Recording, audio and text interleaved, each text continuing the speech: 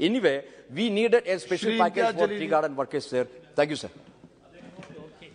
Supplementary demands के ऊपर आपने बोलने की मुझे इजाजत दी, इसका मतलब यह है कि आप सप्लीमेंट्री डिमांड्स के जरिए आप सरकार से पैसा मांग रहे हैं सरकार चलाने के लिए। मैं एक सवाल संसद से मांग रहे हैं। मैं एक सवाल फाइनेंस मिनिस्टर साहब से करना चाहता हूं, क्या इस देश के अंदर गरीबों के लिए, मिडिल क्लास के लिए और धन्ना सेठों के लिए अलग अलग कानून है? मैं आपको बताना चाहता हूं, अगर इम्तियाज जलील 50 लाख रुपए का अगर लोन लेता है और वो लोन डिफॉल्ट करता है तो बैंकों को ये इख्तियार है कि मेरा नाम, मेरे गारंटर का नाम, मैं जो प्रॉपर्टी मॉर्गेज कर रहा हूं उसका एडवर्टाइजमेंट अखबार के जरिए वो देकर मेरी प्रॉपर्टी सीज करते हैं और मुझे बदनाम करते हैं मैं 50 लाख रुपए का लोन लिया हूं। लेकिन अगर कोई किसी ने 5,000 करोड़ रुपए का लोन लिया है, किसी ने 50,000 करोड़ रुपए का लोन लिया है, जिसको आप बड़ी आसानी के साथ हर रोज माफ करते जा रहे हैं, पिछले 4 सालों के अंदर आपने कितना पैसा राइट ऑफ किया है? और ये मैं नहीं बता रहा हूं अध्यक्ष महोदय, ये जवाब कल फाइनेंस मिनिस्टर ने क्वेश्चन आवर के अंदर बताया है। तो सुनिए, उसके अंदर पिछले 4 साल के अंदर कितना पैसा 8,48,186 करोड़ रुपीस का लोन राइट ऑफ किया गया है। और जब हम इनसे पूछ रहे हैं कि किसका पैसा ये आपने राइट ऑफ किए हैं, तो जवाब सुनिएगा अध्यक्ष महोदय, आपको भी हैरानी होगी जो जवाब फाइनेंस मिनिस्टर मैडम ने दिए हैं। उसमें लिखा है, RBI has informed that under the provisions of Section 45E of the Reserve Bank of India Act 1934, RBI is prohibited from disclosing borrower-wise credit information. RBI ये आपको कह रहा है कि हम आपको डिटेल नहीं दे सकते हैं कि कौन बड़े धन्ना सेठों ने पैसा लिया है, ये देश को आप नहीं बताएंगे। आखिर ये पैसा 8,48,186 करोड़ रुपीस आपने राइट ऑफ किए हैं। इसका जवाब आप दीजिएगा कि मेरे लिए कानून अलग कैसा हो सकता है, और जिन्होंने धन्ना सेठों ने पैसा लेकर कोई लंदन भाग गया है, कोई सिंगापुर भाग गया है, उनका नाम भी RBI नहीं बताएगी हमारे को।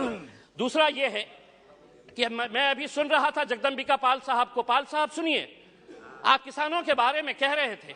मैं जिस क्षेत्र से आता हूं, देश का एक छोटा सा एक शहर है, उस क्षेत्र के अंदर, महाराष्ट्र के अंदर मराठवाड़ा एक छोटा सा क्षेत्र है, उस क्षेत्र के अंदर जनवरी से लेकर नवंबर 2022 तक महज 11 महीनों के अंदर 940 किसानों ने आत्महत्या की है।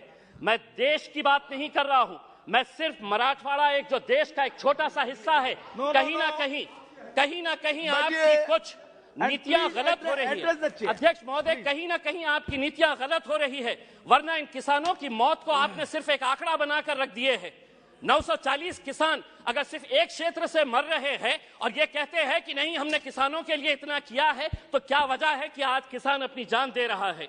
आप ये कहते हैं कि प्रधानमंत्री उज्ज्वला गैस स्कीम के अंडर में आपने 10 करोड़ लोगों को दे दिए हैं। आप ये आंकड़ा बताइए, कितने ऐसे गरीब लोग जो पहले हम भी मानते हैं, हम भी खुश हुए थे, हमने भी स्वागत किए थे कि ये लोग जब अलग अलग तरीके से गैस की जगह पहले लकड़ी के ऊपर, कोयले के ऊपर है तो अपना खाना बनाते थे, आपने गैस दिए, लेकिन कितने लोग अब दोबारा रिफिल करने के लिए जाते हैं? क्या यह सच्चाई नहीं है कि पिछले 7 सालों के अंदर, 7 साल पहले गैस के सिलेंडर का रेट 450 रुपये था, आज आपने उसको 1080 रुपये किए हैं, और ये उम्मीद कर रहे हैं कि आप जितना पैसा एडवर्टाइजमेंट के ऊपर लगा रहे हैं कि प्रधानमंत्री उज्ज्वला योजना के ऊपर, वही पैसा अगर आप दे देंगे तो शायद इन गरीबों को फायदा होगा। अनएम्प्लॉयमेंट, आज बेरोजगार, ये आंकड़ा मैं नहीं बता रहा हूं, कोई मनगढ़ंत आंकड़े नहीं बता रहा हूं, centre for monitoring Indian economy, इनके आंकड़े आए हैं। तो सुनिए फाइनेंस मिनिस्टर साहब, अनएम्प्लॉयमेंट रेट इन इंडिया अभी 8% के ऊपर आया है।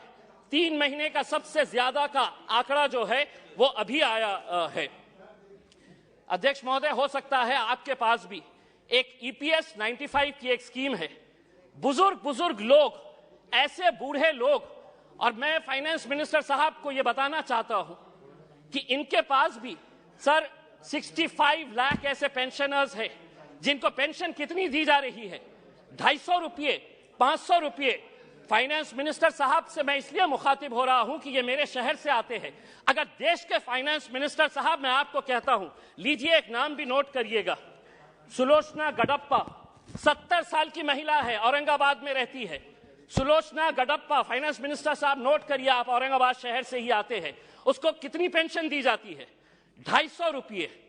70 साल की कोई बच्चा नहीं है, और 250 रुपये के अंदर वो अपना घर का बसेरा करेगी। मेरा यह कहना है कि पेंशन स्कीम के अंदर आपके पास कितना पैसा है, वो पैसे से ईपीएस 95 के पिछले कई सालों से, और हर एमपी को इन लोगों ने खून से अपना लेटर लिखकर आपको निवेदन दिया है कि हमारे लिए कुछ तो भी करिएगा करके, आपके पास भी दिए हैं, आपकी भी फोटो छपी थी उसमें। दूसरा यह है कि आप ईएमआई के रेट्स तो बढ़ा रहे हैं, होम लोन का रेट बढ़ गया, व्हीकल लोन का रेट बढ़ गया, आप एफडी का रेट क्यों नहीं बढ़ा रहे हैं? क्या वजह है कि आप ये रेट्स के अंदर तो बड़ी आसानी के साथ फैसला ले लेते हैं, लेकिन एफडी का रेट जब बढ़ाने की बात आती है तो आप इसके अंदर कोई फैसला नहीं लेते हैं। आप एजुकेशन के लिए पैसा मांग रहे हैं। मैं ये कहना चाहता हूं अध्यक्ष महोदय, अगर स्कूल में टीचर नहीं, कॉलेज में लेक्चरर नहीं, और अगर अस्पताल के अंदर डॉक्टर नहीं, तो वो इमारतें किसी काम की नहीं है। अगर वहां पर अगर आपके पास फैकल्टीज नहीं है, और ये भी मैं मनगढ़ंत नहीं बता रहा हूं, आप ही ने जवाब दिया है, सरकार ने लिखित में जवाब दिया है, यूनिवर्सिटीज के अंदर, सेंट्रल यूनिवर्सिटीज के अंदर प्रोफेसर्स कितनी, अध्यक्ष महोदय, प्रोफेसर्स की कितनी वैकेंसी है? 6180 प्रोफेसर्स की वैकेंसीज है। आईआईटीज और आईआईएम्स, बहुत सारे बीजेपी के हमारे सदस्यों ने कहा कि देखिए हमारे राज्य के अंदर हम कितने आईआईटीज और आईआईएम्स बना रहे हैं। इमारत बनाने से तालीम नहीं पहुंचाई जा सकती है, उसके लिए आपको लेक्चरर्स की जरूरत रहेगी। आईआईटीज के अंदर 4502 लेक्चरर्स प्रोफेसर्स की वैकेंसीज है, आईआईएम्स के अंदर 493 वैकेंसीज है।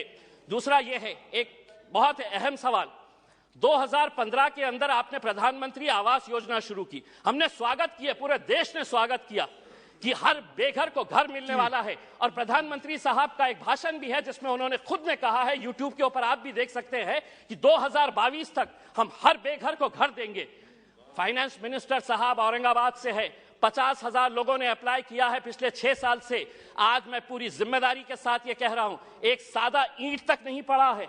बिल्डिंग बनाने की तो बात छोड़िएगा आप, सादा ईंट नहीं पड़ा। अध्यक्ष महोदय सिर्फ एक मिनट, एक सादी ईंट तक नहीं पड़ी है। दूसरा ये है अध्यक्ष महोदय, जाते जाते इस मुल्क को, हमने कल के दिन फाइनेंस मिनिस्टर मैडम कह रहे थे कि फास्टेस्ट ग्रोइंग इकोनॉमी है, हम आपसे ये पूछना चाहते हैं, अगर आप एक इतने बड़े माइनॉरिटी के तबके को अगर आप पीछे रखेंगे और आप ये उम्मीद करेंगे कि देश चलेगा आगे, हम क्या कहना चाह रहे हैं? आप हमारी प्री मैट्रिक स्कॉलरशिप बंद कर दे रहे हैं, आप हमारी मौलाना आजाद रिसर्च फेलोशिप आप बंद कर दे रहे हैं, आप ये सोच रहे हैं कि अगर माइनॉरिटीज को हम पीछे रखेंगे तो देश आगे बढ़ेगा। देश को हम भी आगे बढ़ाना चाहते हैं, हम चाहते हैं कि आप सभी का साथ और सभी के विकास के बारे में